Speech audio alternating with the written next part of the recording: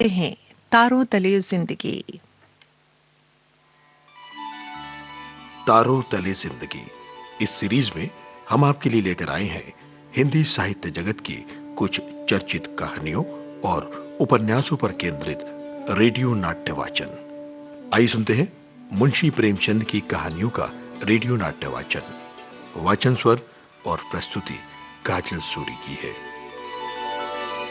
कहानी सौत। जब राजी के 2-3 बच्चे होकर मर गए और उम्र ढल चुकी तो रामू का प्यार उससे कुछ कम होने लगा और उसे दूसरे ब्याह की धुन सवार हुई। आए दिन राजी से बकझक होने लगी। रामू कोई न कोई बहाना खोजकर राजी पर बिगड़ता और उसे मारता। आखिर में वो नई स्त्री को ले आया जिसका नाम दासी था। एक दिन राजी ने रामू से कहा, मेरे पास साड़ी नहीं है, जाकर ला दो। रामू उससे एक दिन पहले दासी के लिए एक अच्छी सी चुनरी लेकर आया था। राजी की मांग सुनकर बोला, मेरे पास अभी रुपया नहीं है। राजी को साड़ी की उतनी चाह नहीं थी जितनी रामू और दसिया के आनंद में विघ्न डालने की थी। बोली, रुपए नहीं थे तो कल अपनी चहेती के लिए चुनरी क्यों लाए? चुनरी के बदले उसी दाम में 2 साड़ियां ले आते तो एक मेरे काम ना आ जाती। रामू ने कहा, मेरी इच्छा, जो चाहूंगा करूंगा, तू बोलने वाली कौन है? अभी उसके खेलने खाने के दिन हैं। तू चाहती है उसे अभी से नून तेल की चिंता में डाल दूं? ये मुझसे ना होगा। अगर तुझे ओढ़ने पहनने का इतना ही शौक है तो काम कर। भगवान ने क्या तुझे हाथ पैर नहीं दिए हैं? पहले तो दिन भर काम में लगी रहती थी और अब नहीं रहती। रुपए क्या आकाश से गिरेंगे? राजी ने कहा, ठीक है, अब मैं घर का काम नहीं करूंगी। इतने दिन काम किया, उसका क्या फल मिला? रामू, तो मैं तुझे जैसे रखूंगा तुझे वैसे ही रहना होगा। राजी, मेरी इच्छा होगी तो रहूंगी, नहीं तो अलग हो जाऊंगी। रामू, जो तेरी इच्छा हो कर, मेरा गला छोड़। राजी, अच्छी बात है, तो आज से ही मैं तेरा गला छोड़ती हूँ। समझ लूंगी कि मैं अकेली हूँ। रामू दिल में इतना तो समझता था कि ये गृहस्थी राजी की जोड़ी हुई है। वो चाहता तो कुछ देर में जाकर राजी को मना लेता, लेकिन दासी भी कूटनीति में बहुत कुशल थी। उसने कहा, आज देवी किस बात पर बिगड़ रही थी? रामू ने कहा, तेरी चुनरी के पीछे वो महाभारत बचाए हुए है। अब कहती है अलग रहूंगी। मैंने कह दिया, तेरी जो इच्छा है कर। दासी ने आंखें मटक कर कहा, ये सब तो नखरे हैं। जाकर हाथ पांव जोड़ो, मनावन करो और कुछ नहीं। यही तो वो चाहती है। तुम चुपचाप बैठे रहो, 2-4 दिन में अपने आप ही उसकी गर्मी उतर जाएगी। तुम कुछ नहीं बोलना। रामू ने कहा, तुम तो जानती हो ना वो कितनी घमंडिन है। वो मुंह से जो बात कहती है उसे करके ही छोड़ती है। राजी को रामू से ऐसी आशा नहीं थी। वो जब पहले की तरह खूबसूरत नहीं थी, इसलिए रामू भी उससे अब प्यार नहीं करता था। दूसरे दिन राजी एक दूसरे गांव में चली गई। जो साड़ी उसकी देह पर थी वही उसकी सारी संपत्ति थी।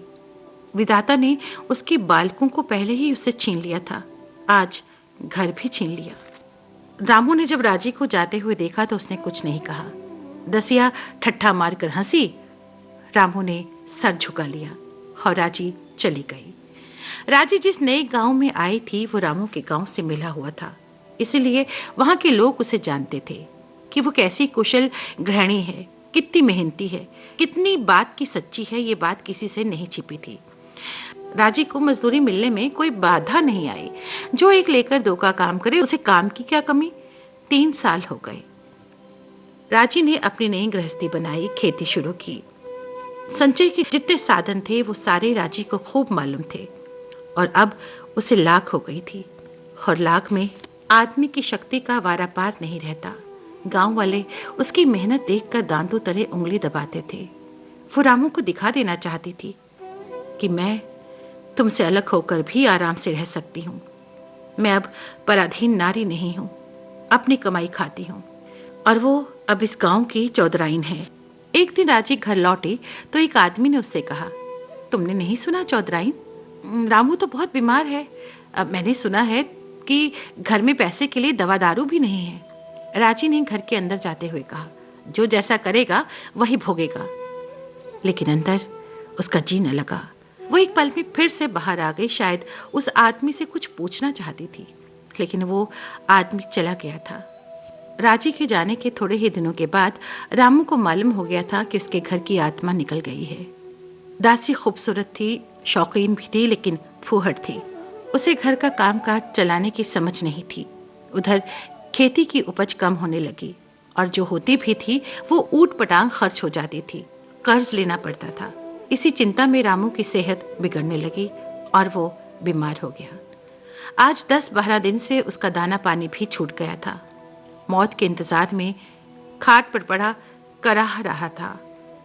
राजी को याद करके वो बार बार रोता, दासी को कोसता, तेरे ही कारण मैंने उसे घर से निकाला। वो क्या गई, लक्ष्मी चली गई। मैं जानता हूं अब भी उसे बुलाऊंगा तो वो दौड़ी चली आएगी, लेकिन बुलाऊं किस मुंह से? एक बार वो आ जाती तो उससे अपने अपराध माफ करा लेता, फिर मैं खुशी से मरता। और कोई इच्छा नहीं है। तभी राजी ने आकर उसके माथे पर हाथ रखते हुए पूछा, कैसा जी है तुम्हारा? मुझे तो आज हाल मिला। रामू ने भीगे नेत्रों से उसे देखा और कुछ कह ना सका। दोनों हाथ जोड़कर उसे प्रणाम किया और उसकी आंखें उलट गईं। राजी रोने लगी। दसिया चिंतित थी कि घर में क्रियाकर्म करने के लिए रुपए नहीं हैं। तब राजी ने उसे गले से लगाकर कहा, क्यों रोती है बहन? वो चला गया, मैं तो हूं ना, किसी बात की चिंता ना कर। इसी घर में हम और तुम दोनों उसके नाम पर बैठेंगी। दसिया का जी चाहने लगा कि सट पटक कर मर जाए। उसने राजी को कितना जलाया, कितना रुलाया था और घर से बाहर निकाल कर ही दम लिया, लेकिन वो उसके साथ कितने प्यार से पेश आ रही थी। आज रामू को मरे 7 साल हो गए हैं। राजी घर संभाले हुए है। दसिया को वो सौत नहीं बेटी समझती है। पहले उसे पहनाकर तब आप पहनती है, उसे खिलाकर आप खाती है और जोखू पढ़ने जाता है। कहानी सौत। तारों तले जिंदगी इस सीरीज में अभी आप सुन रहे थे मुंशी प्रेमचंद की कहानियों पर आधारित रेडियो नाट्य वाचन स्वर और प्रस्तुति काजल सूरी की थी।